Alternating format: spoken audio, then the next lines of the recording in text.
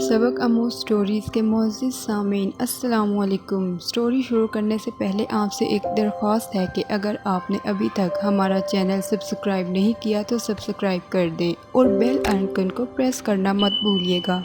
एक 16 साला लड़की को महज इसलिए कत्ल कर दिया गया कि वो कंवारी साबित ना हो सकी। काफ़ी लोग इस वक्त चौंक गए होंगे। ऐसे भी लोग दुनिया में पाए जाते हैं।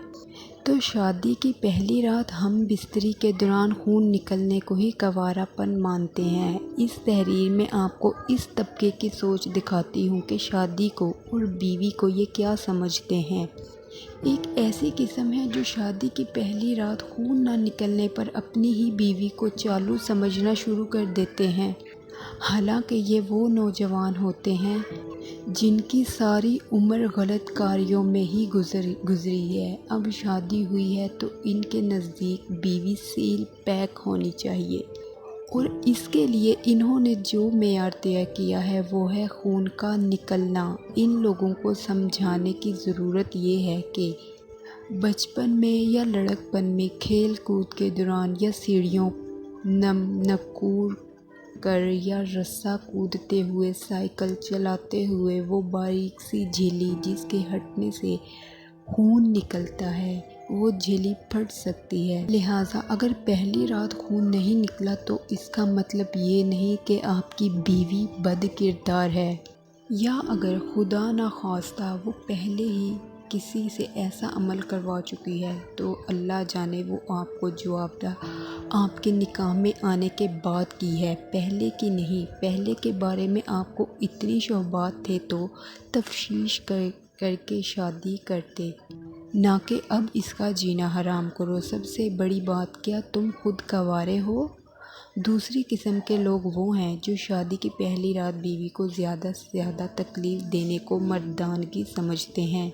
इनके नज़दीक अगर पहली रात हम बिस्तरी के दौरान बीवी को तकलीफ़ की शिद्दत से रोकने पर मजबूर ना किया तो इनसे बड़ा मर्द कोई नहीं। अगर ऐसा हो भी जाए तो अगले दिन दोस्तों को बढ़ चढ़ कर किस्से सुनाते पाए जाते हैं। अगर आप किसी हस्पताल की इमरजेंसी में काम करते हैं या आपका कोई जानने वाला काम करता है तो आपको मालूम होगा कि हर माह एक या दो केसेस ऐसे लाजमी आते हैं कि शादी की पहली रात दर्द की शिद्दत लड़की बर्दाश्त नहीं कर सकी और इसकी हालत गैर हो गई। इन सूर में मर्दों को समझाने की ज़रूरत है कि औरत भी इंसान है। आपकी बीवी भी किसी की बहन बेटी है। अगर वो इस अमल से अभी आदी नहीं हो पा रही तो इसे कुछ वक्त दो, बेशक चंद दिन दे दो, लाजमी नहीं पहली रात ही एग्ज़ाम लेना ही लेना है।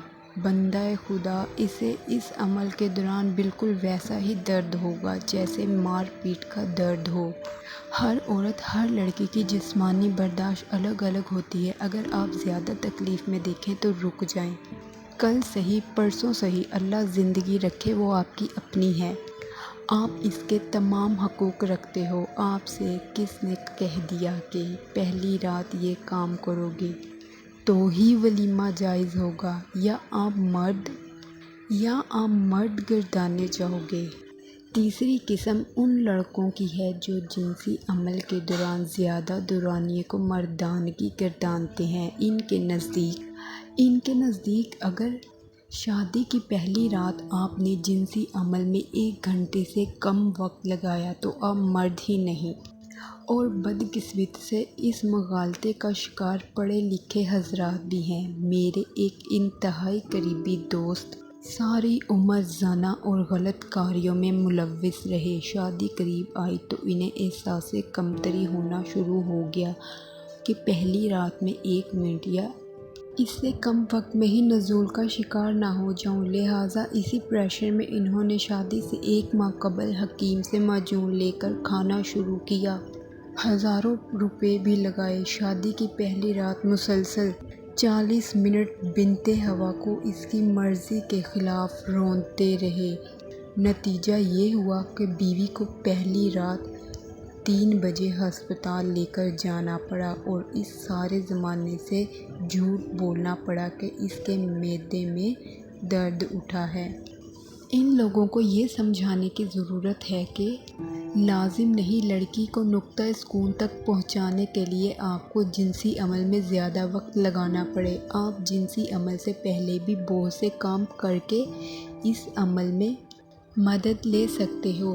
چوتھی قسم ان لوگوں کی ہے جن کے نزدیک شادی کی پہلی رات کم از کم 5 یا 6 بار ایسا عمل کرنا عمر بھر کی بھڑاس نکال دینے کے برابر ہے، یا اس سے انہیں اگلے 23 مارچ پر تمغہ مردانگی ملے گا۔ ایسے لوگوں کے دوست بھی پھر انہی کی سوچ کے مالک ہوتے ہیں۔ ولیمے کی صبح صبح دولہے کو دیکھتے ہی ان کا سب سے پہلا سوال یہی ہوتا ہے، ہاں وہی کنی واری کتنی بار، اور دولہا بھی کمینگی والی مسکراہٹ کے ساتھ انگلیوں سے تعداد بتائے گا اور بڑھا چڑھا کر بتائے گا، کیونکہ اس کے نزدیک یہ عزت کا پیمانہ ہے۔ وہ جتنی زیادہ تعداد بتائے گا معاشرے میں اس کی عزت گردانی جائے گی۔ اسے سمجھانے کی ضرورت ہے کہ آپ اپنی بیوی کا لباس ہو۔ آپ نے ایسے راز شیئر کر کے بھرے زمانے میں اپنی بیوی کو خود بے لباس کر دیا ہے اور اپنے ہی دوستوں کے ذہن میں اپنی ہی بیوی کے بارے میں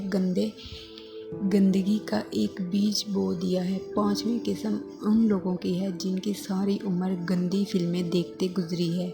ان کے دماغ پر گندی فلموں کے سین سوار رہتے ہیں اور انہیں شادی کی پہلی رات کا شدت سے انتظار ہوتا ہے کہ یہ سارے سین پرفارم کر کے اپنے آپ کو مرد منوایا جائے۔ ان لوگوں کو سمجھانے کی ضرورت ہے کہ ان موویز میں کام کرنے والے سارے کے سارے پروفیشنل لوگ ہوتے ہیں جو مختلف اور مہنگی ادویات کا سہارا لے کر لوگوں میں بے راہ روی اور خناس بھر رہے ہیں اور نوٹ چھاپ رہے ہیں۔ ان مہنگی ادویات کے بغیر وہ بھی عام انسان ہی ہیں، کوئی باہوبلی نہیں۔ ان کا مقصد نوٹ چھاپنا ہوتا ہے، آپ لوگوں کو ترغیب دینا نہیں کہ اپنی بیوی کو اکھاڑا بنا لو۔